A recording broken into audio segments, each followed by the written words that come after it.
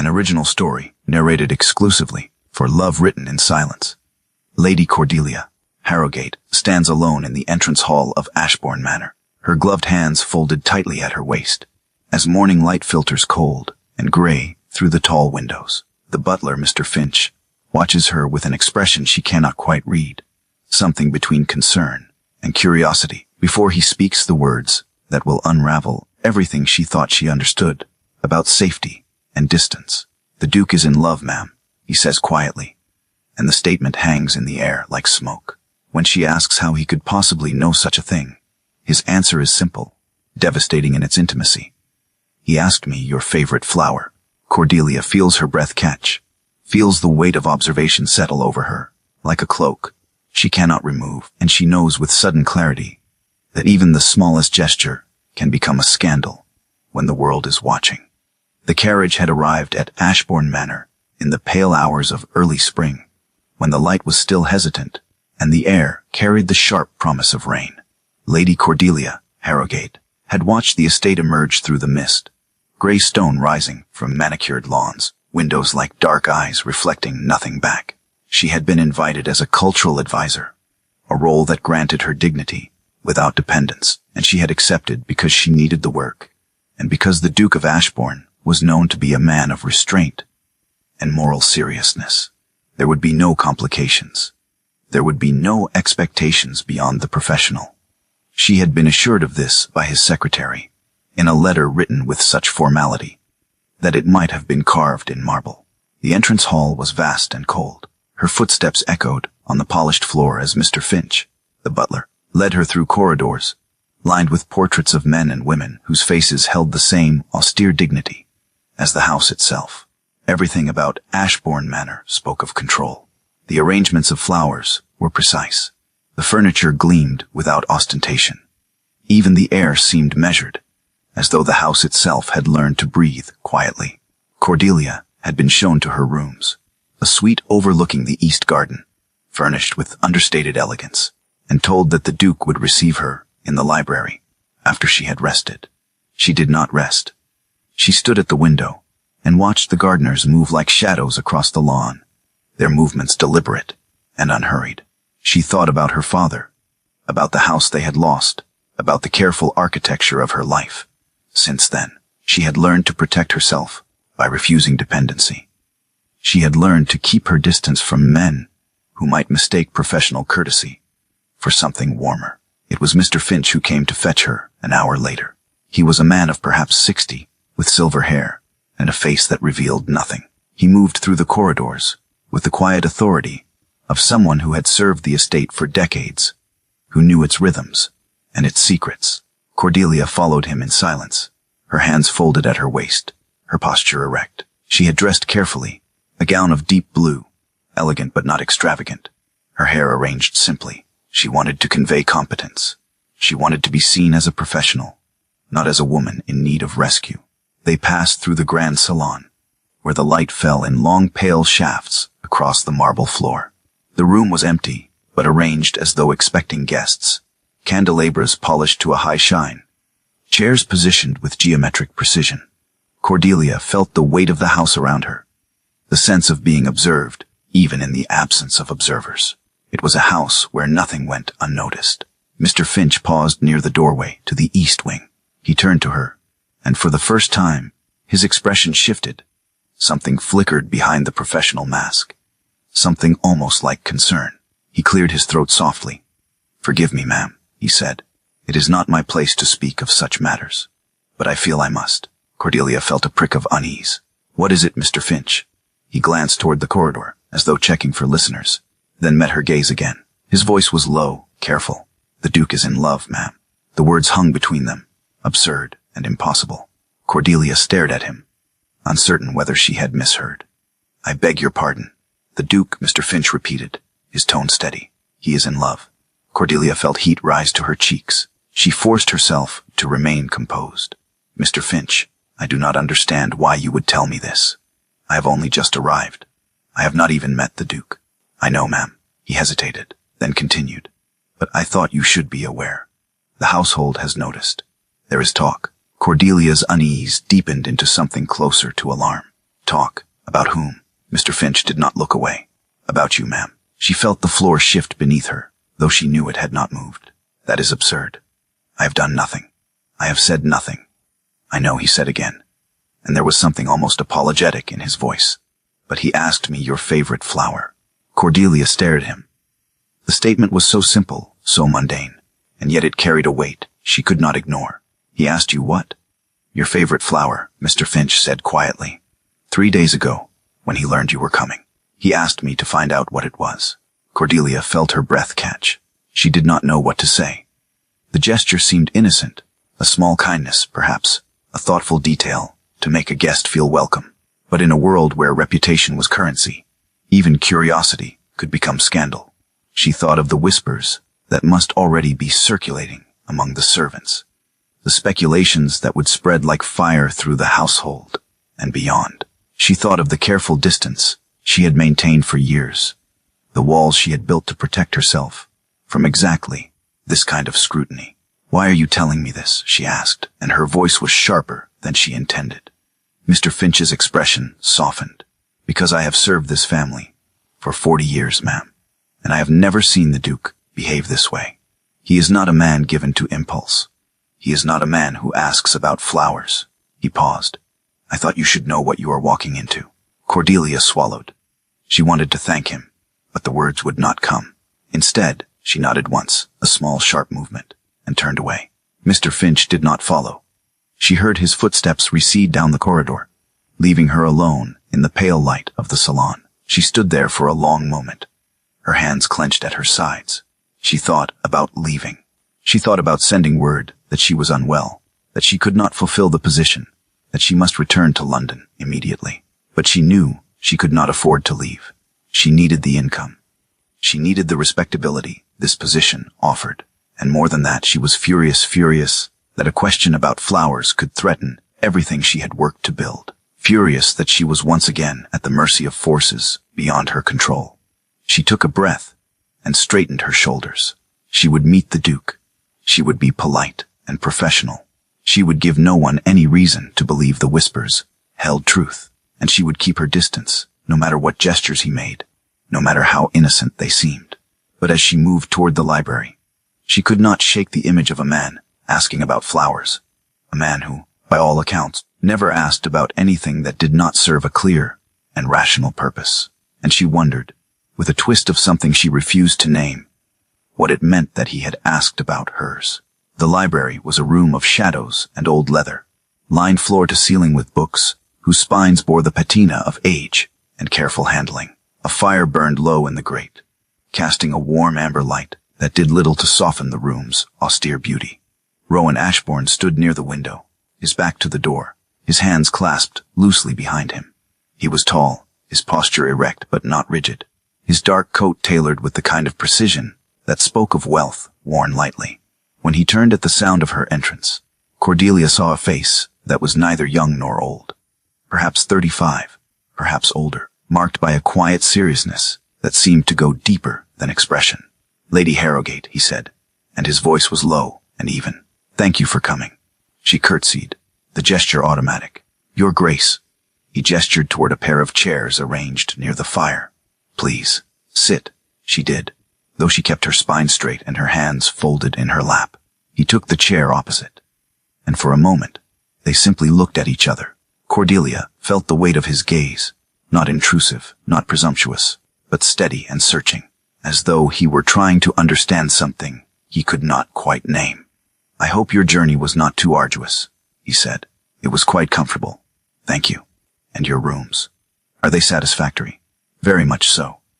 The conversation was painfully formal, each word carefully chosen and delivered with the precision of a diplomatic negotiation. Cordelia had expected this. She had prepared for it.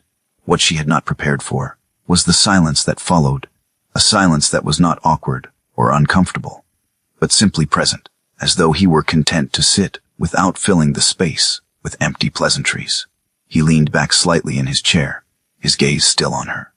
I understand you have experience advising on cultural endowments. Yes, Your Grace. I have worked with several institutions in London, libraries, museums, educational societies, and you have a background in literature And history. I do. He nodded slowly. That is precisely what I need. Ashbourne has a considerable collection. Books, manuscripts, correspondence dating back 3 centuries. It has been neglected. I would like to catalog it properly, to make it accessible to scholars. I would like it to serve a purpose beyond decoration. Cordelia felt a flicker of interest despite herself. That is an ambitious undertaking. It is, he agreed, but I believe it is necessary. Knowledge should not be hoarded. It should be shared. She studied him, searching for signs of performance, for the practiced charm she had learned to recognize in men of his station. But there was none. He spoke with the same quiet seriousness he seemed to bring to everything, as though the subject genuinely mattered to him. It unsettled her more than flattery ever could. I would be honored to assist, she said carefully. Good. He rose, and she followed suit. I will have Mr. Finch show you the archives tomorrow. You may begin whenever you feel ready. She nodded. Thank you, Your Grace. He hesitated, and for the first time, she saw something shift in his expression, a flicker of uncertainty, quickly suppressed. Lady Harrogate, he said, and his voice was quieter now. I hope you will feel welcome here. If there is anything you require, you need only ask. You are very kind. He inclined his head, and she thought that would be the end of it. But then he said, almost as an afterthought, I have had some flowers placed in your sitting room. I hope they are to your liking. Cordelia felt her heart lurch. She forced herself to smile. That is very thoughtful. Thank you. He nodded again, and she saw nothing in his face to suggest he understood the weight of what he had just said. Perhaps he did not. Perhaps it had been nothing more than a gesture of hospitality, a small kindness extended to a guest. But as she left the library and made her way back through the corridors, she felt the eyes of the household on her. The maids who paused in their work, the footmen who glanced up as she passed. She felt the whispers gathering like storm clouds, and she knew that Mr. Finch had been right. She was walking into something she did not yet understand, and the question about flowers was only the beginning. In the days that followed, Cordelia learned the rhythms of Ashbourne Manor. She rose early and took her breakfast alone in her rooms. She spent her mornings in the archives, a vast chamber on the 2nd floor, filled with shelves of leather-bound volumes and wooden cabinets stuffed with yellowed correspondence. The work was painstaking, but absorbing, sorting documents by date and subject, making notes on their condition and content, compiling lists of what should be preserved and what might be shared with academic institutions. She lost herself in it, gladly grateful for the distraction. But she could not escape the whispers. She heard them in the servants' hall when she passed, saw them in the glances exchanged between the maids. The housekeeper, Mrs. Dalton, treated her with a cool politeness that bordered on hostility. The cook, a stout woman named Mrs. Penrose, was warmer but watchful, as though waiting to see what Cordelia would do next. Even Mr. Finch, who had warned her, seemed to regard her with a kind of cautious sympathy, as though she were a ship sailing toward rocks she could not yet see. The Duke himself was rarely present. He spent his days managing the estate, meeting with tenants, reviewing accounts, consulting with his steward. When Cordelia did see him, it was in passing, a brief nod in the corridor, a polite greeting in the great hall. He did not seek her out.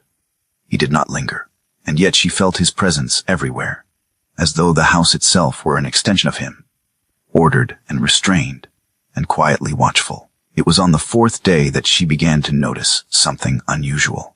The Duke attended dinner each evening in the formal dining room, and though she had been invited to join him, she had declined, preferring to take her meals in her rooms. But Mrs. Dalton had insisted, with a firmness that brooked no argument, that it was expected, and so Cordelia found herself seated at one end of a long table, the Duke at the other, with a distance of perhaps 20 feet between them. The dinners were excruciating. Conversation was minimal, confined to polite inquiries about the day's work and observations about the weather. But Cordelia noticed something she had not expected. The Duke listened. When she spoke, even when she offered the most mundane comment, he listened without interruption, without the distracted half-attention she had come to expect from men of his station. He did not perform interest. He did not attempt to charm or impress. He simply listened, as though what she had to say mattered. It unsettled her more than any compliment could have. One evening, as the servants cleared the plates, the Duke set down his glass and looked at her across the expanse of polished wood. "Lady Harrogate," he said, "may I ask you a question?" She tensed. "Of course, Your Grace. Why did you accept this position?" The question was unexpected. She hesitated, searching for the right words. "I needed the work," she said finally, "and I have an interest in the subject." "But you did not need to come here," he said quietly. "You could have found similar work in London." She met his gaze, and for the first time she allowed a flicker of honesty to enter her voice. "London is expensive, Your Grace, and my family's circumstances are not what they once were." He nodded slowly. "I see." She expected him to offer sympathy, or worse, pity, but he did neither. He simply said, "I am glad you came." The words were simple, almost neutral, but they carried a weight she could not ignore. She looked down at her hands, her throat tight. "Thank you." He did not press further. The conversation moved on to safer topics, the cataloging process, the condition of certain manuscripts. But Cordelia could not shake the feeling that something had shifted between them. Some invisible line had been crossed, and when she retired to her rooms that night, she found a small vase on her writing desk, filled with white roses, her favorite flower. She stood there for a long time, staring at the roses, her hands clenched at her sides. She wanted to be angry. She wanted to see the gesture as presumptuous, as an invasion of her carefully guarded privacy. But she could not, because the roses were not a grand bouquet, not a statement meant to impress. They were simple and quiet, placed where only she would see them. And that, more than anything, frightened her. The whispers grew louder. Cordelia heard them in fragments, servants speaking in low voices that fell silent when she approached, guests at the estate exchanging glances when she entered a room. The question about the flowers had become a symbol, a piece of evidence in a case, being built against her. She was the woman the Duke had noticed. She was the woman who had disrupted the careful order of Ashbourne Manor, simply by existing. She tried to ignore it. She threw herself into her work, spending long hours in the archives, losing herself in the careful sorting of centuries-old correspondence. But the scrutiny followed her everywhere. She felt it in the way Mrs. Dalton supervised the maids when they cleaned her rooms, as though searching for evidence of impropriety. She felt it in the way the minor gentry who visited the estate regarded her with a mixture of curiosity and suspicion, as though trying to determine what kind of woman could inspire such attention from a man like Rowan Ashbourne. And through it all, the Duke remained distant. He did not seek her out. He did not offer explanations or reassurances. His silence, once comforting, now felt like evasion. Cordelia began to wonder if he understood what his small gestures had set in motion, or if he was simply oblivious to the social machinery that governed the lives of people like her, people who could not afford even the appearance of scandal. It was during this time that she made the discovery. She had been working in the archives for nearly 2 weeks, cataloging financial documents related to the estate's various investments and endowments. Most of it was dry, bureaucratic material, ledgers and contracts, and letters from bankers. But one afternoon, as she sorted through a box of correspondence from the previous Duke, she found a document that made her stop. It was a financial agreement, dated 15 years prior, outlining the terms of a loan secured against a series of investments in textile manufacturing. The loan had been substantial, and the terms had been harsh. Several smaller investors had been forced to liquidate their holdings when the market collapsed 2 years later. Cordelia's father had been one of them. She stared at the document, her hands trembling. The signature at the bottom was unmistakable. Rowan Ashbourne. He had been young then, perhaps 20, newly titled after his father's death. The agreement had likely been drafted by advisors, men who prioritized profit over people. But the signature was his. The decision had been his, and the consequences had been devastating. Her father had lost nearly everything. Her family had been forced to sell their home, to retreat into genteel poverty. Her mother had died 2 years later, worn down by worry and grief. Cordelia sat there in the dim light of the archives, the document in her hands, and felt something cold and hard settle in her chest. She did not cry. She did not rage. She simply sat, staring at the signature, and wondered if his attention had been born of guilt, rather than genuine regard. She wondered if he had known who she was when he invited her to Ashbourne, if the position had been offered not as an opportunity, but as a form of restitution. And she wondered with a bitterness that tasted like ash, if affection could ever be separated from obligation when power was so unequal. She did not confront him. She carefully replaced the document in its box and continued her work as though nothing had changed. But everything had changed. She withdrew emotionally, her demeanor becoming polite, but distant. She declined the dinner invitations, citing fatigue. She avoided the corridors where she might encounter him. She built walls around herself, higher and thicker than before, and told herself it was for the best. The Duke noticed. She saw it in the way he paused when they passed in the hall, in the way his gaze lingered on her face, as though searching for something he had lost. But he did not press. He did not ask what had changed. His silence, which had once felt like respect, now felt like confirmation. He knew. He had always known, and he had said nothing. The tension between them grew not through confrontation, but through the space they began to leave between words.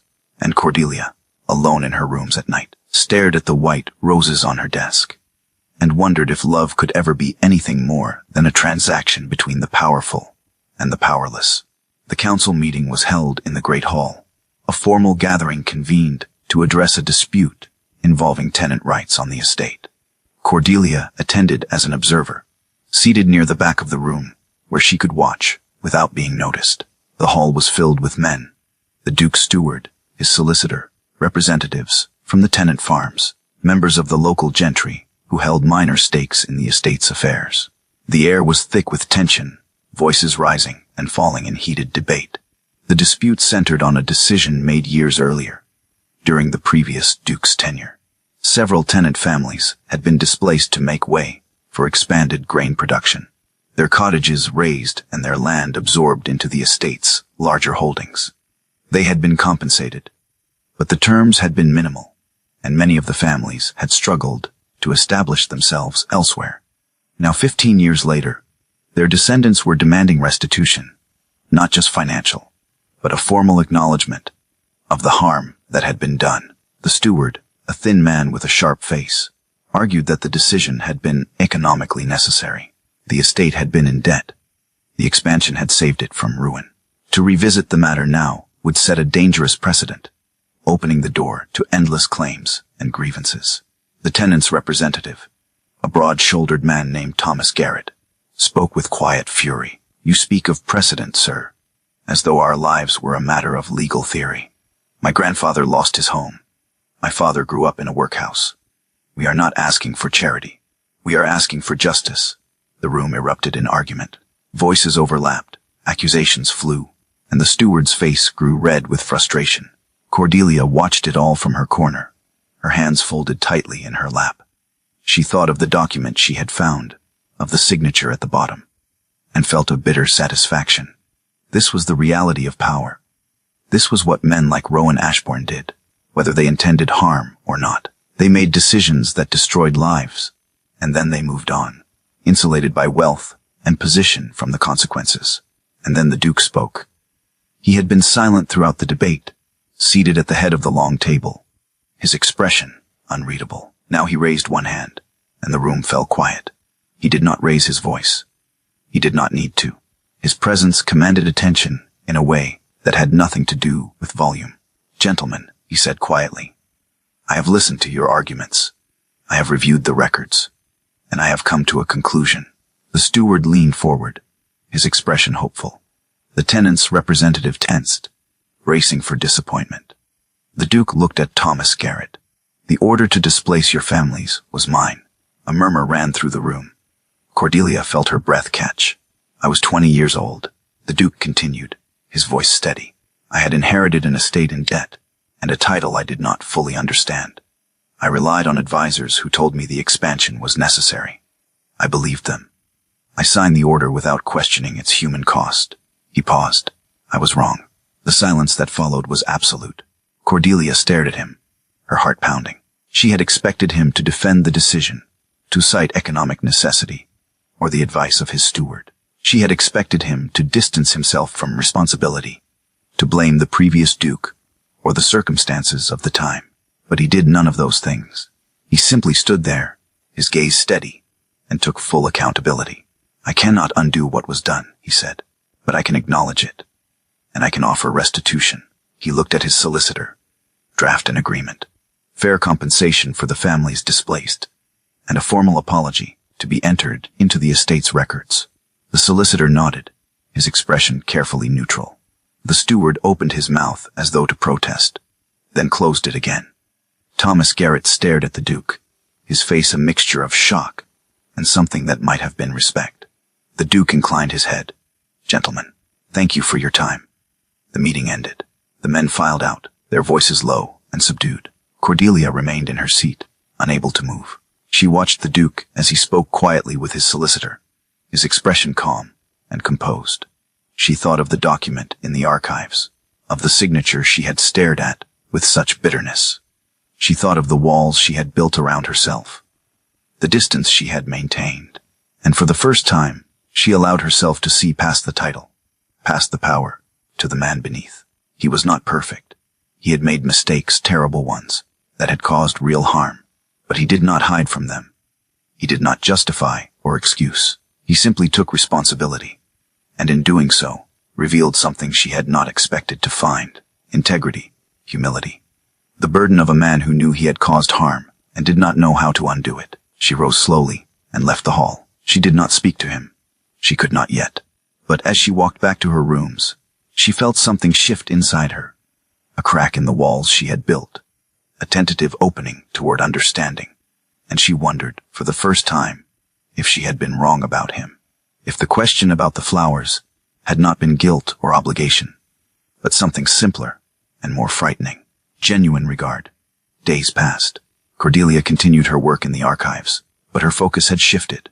She found herself thinking about the council meeting, replaying the Duke's words in her mind. She thought about the way he had stood there, unflinching, and taken responsibility for a decision made when he was barely more than a boy. She thought about the tenants' faces, the way their anger had softened into something like respect. And she thought about her own anger, the bitterness she had carried for so long, and wondered if it was fair. She began to see him differently. When they passed in the corridors, she no longer looked away.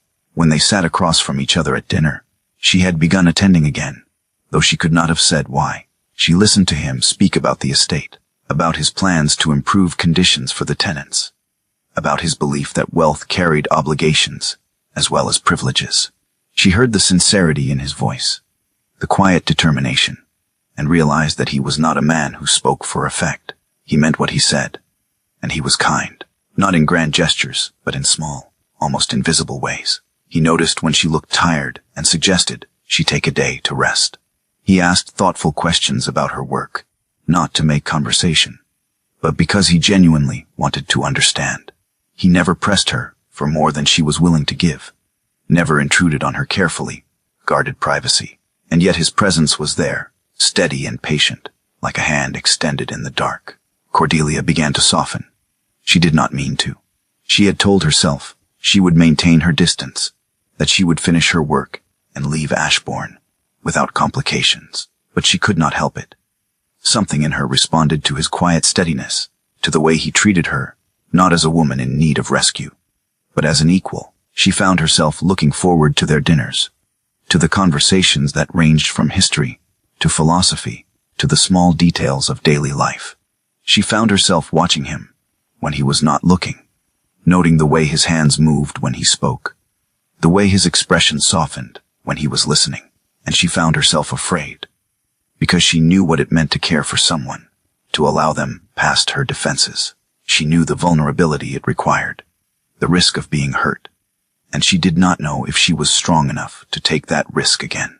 It was Rowan who sought her out, not in the grand salon, where servants might see and whispers might spread, but in the portrait gallery, a quieter, older part of the house that few people visited. The light there was pale and indirect, filtering through tall windows that overlooked the garden. The portraits lining the walls were of ancestors long dead, their faces stern and watchful. Cordelia was standing before a portrait of a woman in Elizabethan dress, her hands folded and her expression serene. when she heard footsteps behind her. She turned and saw the Duke standing in the doorway, his expression uncertain. "Lady Harrogate," he said quietly, "forgive me. I did not mean to intrude." "You are not intruding, Your Grace." Her voice was steady, though her heart was not. He stepped into the gallery, his gaze moving to the portrait she had been studying. "My great-great-grandmother," he said. "She was said to be very formidable. She looks it." He smiled faintly, then looked at her. "May I speak with you?" Cordelia felt her pulse quicken. She nodded. He did not move closer. He stood where he was, his hands at his sides, and for a moment, he seemed to struggle with the words. Then he said simply, "I need to tell you something." She waited. "I signed the document that affected your family," he said, "the financial agreement. 15 years ago. I was 20 years old, newly titled, and I relied too heavily on men who prioritized profit over people. I did not understand the human cost until it was too late." He paused. "I did not know who you were when I invited you here. I learned it only after you arrived. But I wanted you to hear it from me." Cordelia stared at him. She had known, of course. She had found the document. But hearing him say it, hearing the quiet regret in his voice, was different. She felt something tighten in her chest. Something that was not anger, but something more complicated. "Why did you not tell me before?" she asked. "Because I did not know how," he said honestly. "Because I was afraid you would leave. And because I did not want to burden you with my guilt." "It is not a burden," she said quietly. "It is the truth." He nodded slowly. "I do not expect you to forgive me. I do not expect anything. I only wanted you to know." She looked at him, really looked at him, and saw the weight he carried, the quiet anguish of a man who had caused harm and could not undo it. She thought of the council meeting, of the way he had stood and taken responsibility, without excuses. She thought of the small kindnesses he had shown her, the way he had listened, the way he had treated her with respect. And she realized that forgiveness was not something she could give or withhold. It was something that existed between them, complicated and imperfect, shaped by the choices they both made. She stepped closer. She did not speak. She simply reached out and took his hand. He looked down at their joined hands, and she saw something shift in his expression, surprise, relief, something deeper she could not name. He lifted his gaze to hers, and for a moment they simply stood there, the pale light falling around them, like a blessing. "Cordelia," he said, and her name on his lips was a question and an answer all at once. She stepped closer still, until there was almost no space between them. She felt his breath, warm against her forehead. She felt the steady beat of his heart beneath her palm. And then slowly, deliberately, she leaned her forehead against his. He closed his eyes. His hand tightened around hers, and then he kissed her, not with passion or urgency, but with a slow, deliberate tenderness that felt like a promise. It was not the beginning of a fairy tale. It was the beginning of something real, something fragile and complicated and deeply human. And Cordelia, who had spent so long protecting herself, allowed herself, for the first time in years, to be vulnerable. When they finally pulled apart, she did not step away. She stayed close, her hand still in his, and said quietly, "I do not forgive you because you deserve it. I forgive you because I choose to." He looked at her, and she saw tears in his eyes. "Thank you," he whispered. She nodded. And in that moment, standing in the pale light of the portrait gallery, surrounded by the stern faces of the past, they began something new, not perfect, not without scars, but honest and true. In the days that followed, life at Ashbourne Manor continued, but the atmosphere between them had changed. They were seen together, more openly, walking the garden paths in the early morning, reviewing plans for the cultural program in the library, speaking in low tones near the windows that overlooked the east lawn. The whispers did not cease. If anything, they grew louder, more insistent. But Cordelia no longer flinched at the scrutiny. She had spent too long allowing the opinions of others to dictate her choices. She would not do so now. Rowan no longer hid his regard. He did not make grand declarations or public displays, but his attention was clear to anyone who cared to see. He sought her out during the day, not with excuses or pretense, but simply because he wanted her company. He asked her opinions on estate matters, on tenant disputes, on the cataloging work. He listened to her answers with the same quiet seriousness he brought to everything. And she realized that he valued her, for what she represented, but for who she was. They spoke often of the past, not to dwell on it, but to understand it. Rowan told her about the years after his father's death, the crushing weight of responsibility, the mistakes he had made out of ignorance and fear. Cordelia told him about her family's decline, the shame and grief that had shaped her, the walls she had built to protect herself. They did not offer each other absolution. They offered understanding. And in that understanding they found something stronger than forgiveness. They found acceptance. One afternoon, as they walked through the garden, Rowan paused near a bed of white roses. He knelt and carefully cut a single stem, then held it out to her. Not as a bouquet, he said quietly, but as a living thing, to be tended. Cordelia took the stem, her throat tight. She understood the symbolism. Love was not conquest or possession. It was cultivation. It required patience and care, and the willingness to nurture something fragile into strength. "Thank you," she said. He smiled, and it was the first time she had seen him smile, without reservation. "Will you stay?" he asked. "Not as an advisor, but as yourself." She looked at him, at the hope and vulnerability in his eyes, and felt something settle inside her, a quiet certainty that had been building for weeks. "Yes," she said, "I will stay." They continued walking, their hands brushing but not quite touching, the white rose held carefully between them. The garden was alive with the sounds of spring, birdsong, and the rustle of leaves, and the distant murmur of the fountain. And Cordelia, who had spent so long afraid of being seen, allowed herself to be visible, not as a woman in need of rescue, but as a woman who had chosen, with full awareness of the risks, to love and be loved. The final gathering was held in the grand salon, a modest affair attended by members of the local gentry and the estate council. It was not a ball or a formal celebration, but a reception to mark the completion of the cataloging project and the opening of the Ashbourne archives to academic institutions. Cordelia had worked for months to prepare the collection, and the result was a comprehensive catalog that would serve scholars for generations. She entered the salon beside Rowan. There was no fanfare, no announcement, but their proximity spoke. She wore a gown of deep green, elegant and understated, her hair arranged simply. He wore his customary dark coat, his expression calm and composed. They moved through the room together, greeting guests, accepting congratulations, and Cordelia felt the weight of observation settle over her, like a familiar cloak. But she did not flinch. She did not lower her gaze or step away. She stood beside him, her posture erect, her expression serene, and allowed the world to see what she had once hidden. When they paused near the central window, where the light fell in long pale shafts across the marble floor, he did not stand apart. She did not retreat. For a brief, deliberate moment, their hands touched, not a grand gesture, but a quiet declaration, visible to those who cared to see. The room had not changed. The marble was still cold. The candelabras still gleamed. The portraits on the walls still watched with their stern, unreadable faces. But Cordelia was different. She had spent so long protecting herself, so long afraid of being vulnerable, that she had forgotten what it felt like to choose freely. And now, standing in the pale light of the salon, she understood that love was not the absence of past harm. It was the courage to choose someone despite it, and because of who they had become in its wake.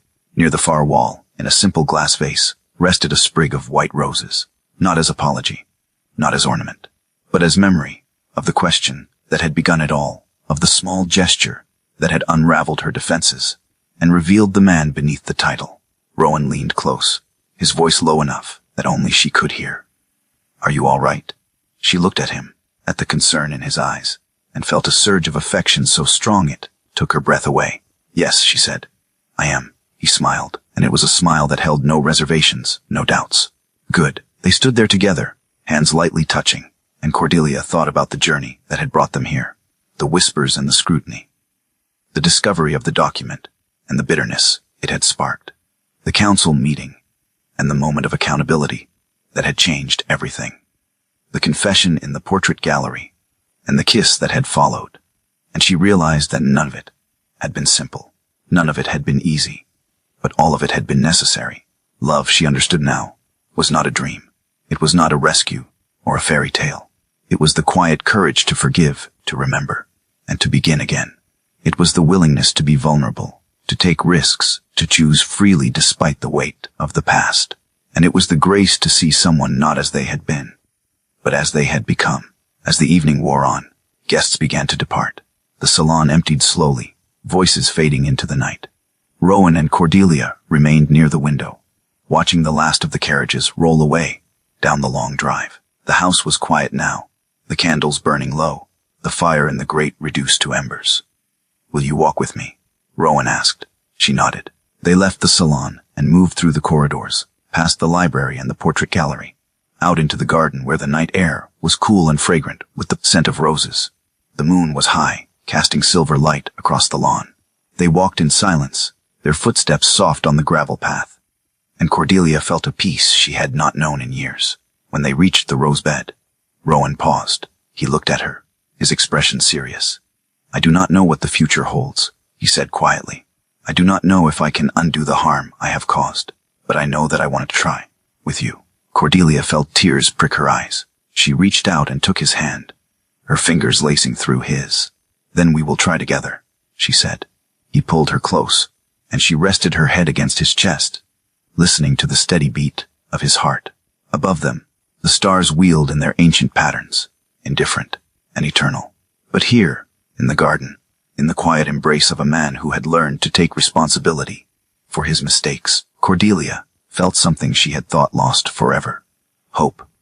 And as they stood there together, surrounded by the roses that had started it all, she understood that this was not an ending. It was a beginning, not of a perfect love, but of a real one. Not of a life without struggle, but of a life lived with honesty and courage. And that, she realized, was enough. It was more than enough. It was everything.